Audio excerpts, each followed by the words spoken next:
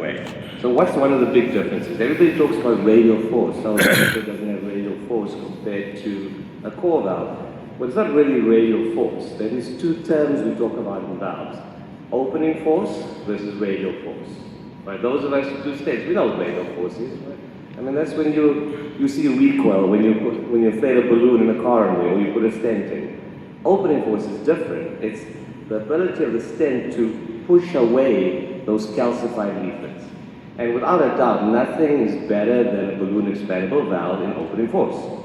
So Navitor does have different opening force.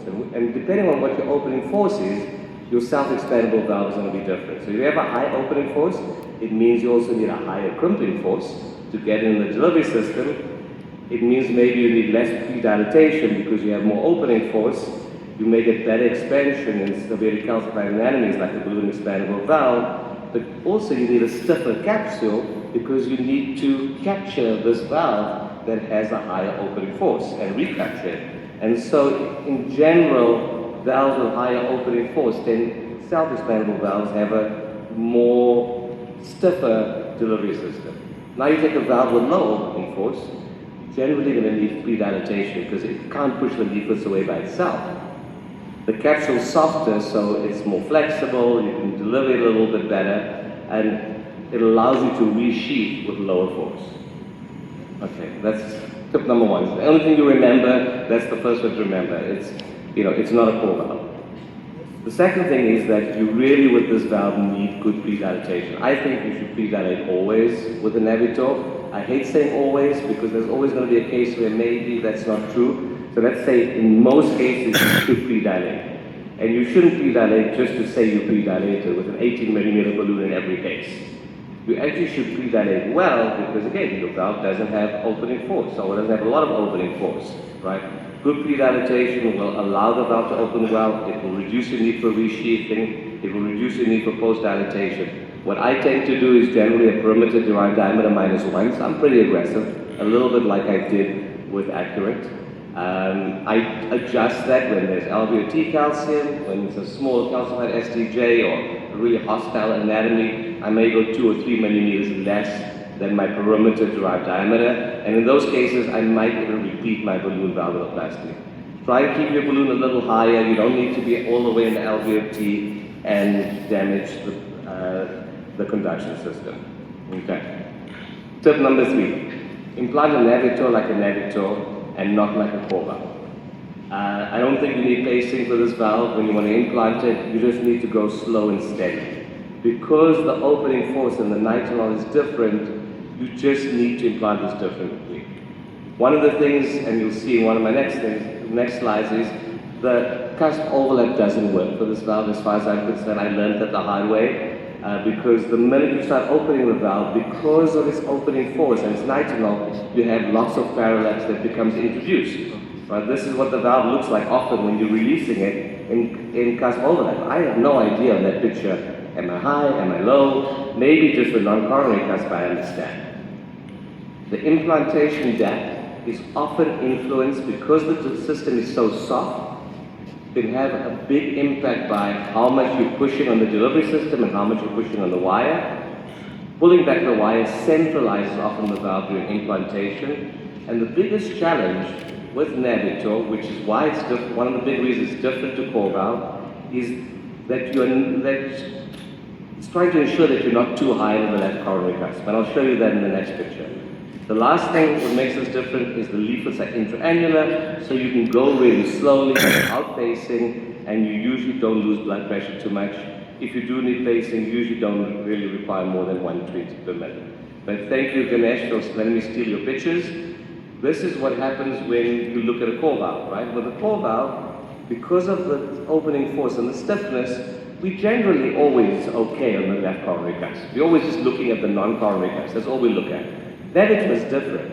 It's the left coronary cusp where we often high because of the way this valve opens, because of the opening force. And that's the biggest challenge. It's trying to make sure you're not too high on the left coronary cusp. And I'm going to hopefully give you some tips to show you how to know that. I also want to show you these two pictures. Look at the delivery system, the picture on the left, right? It's really pushed over into the greater curve. And you can have a huge impact on where the valve ends up, because now it's high on the left coronary cusp. Look at when the valve is now on the inner curve.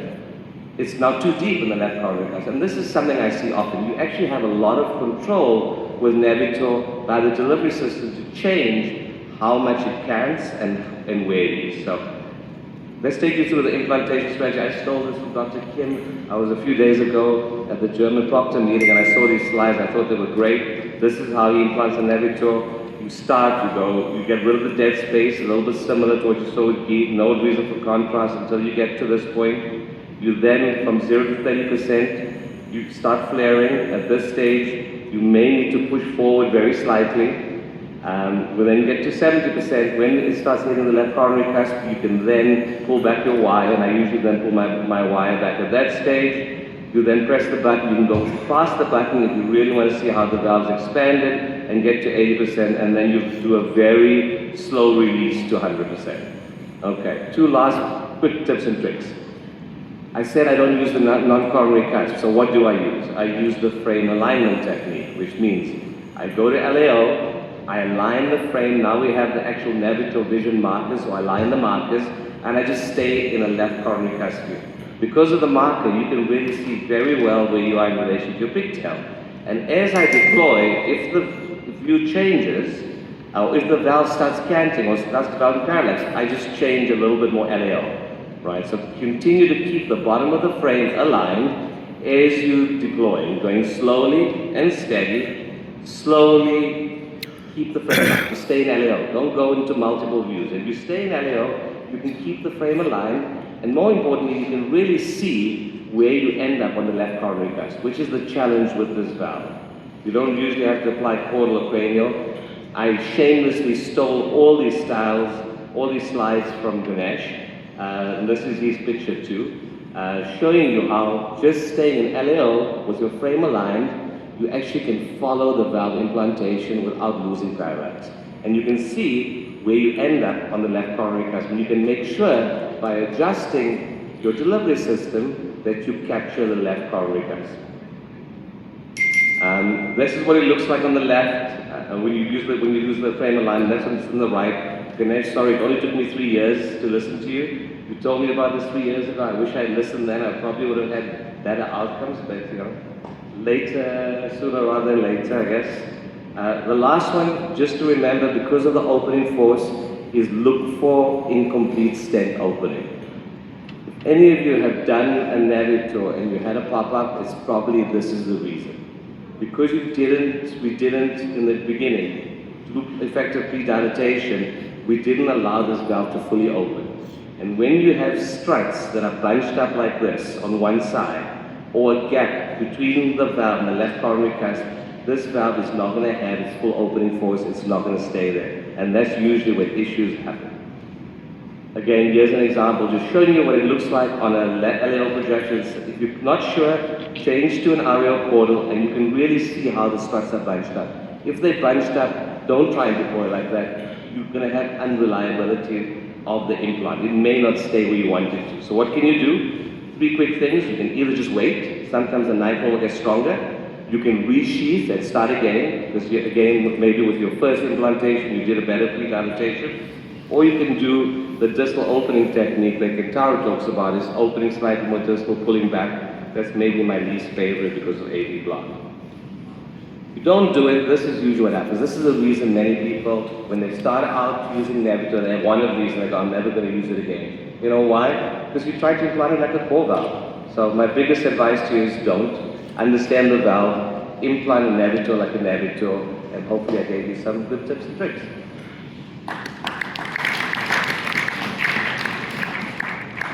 Great.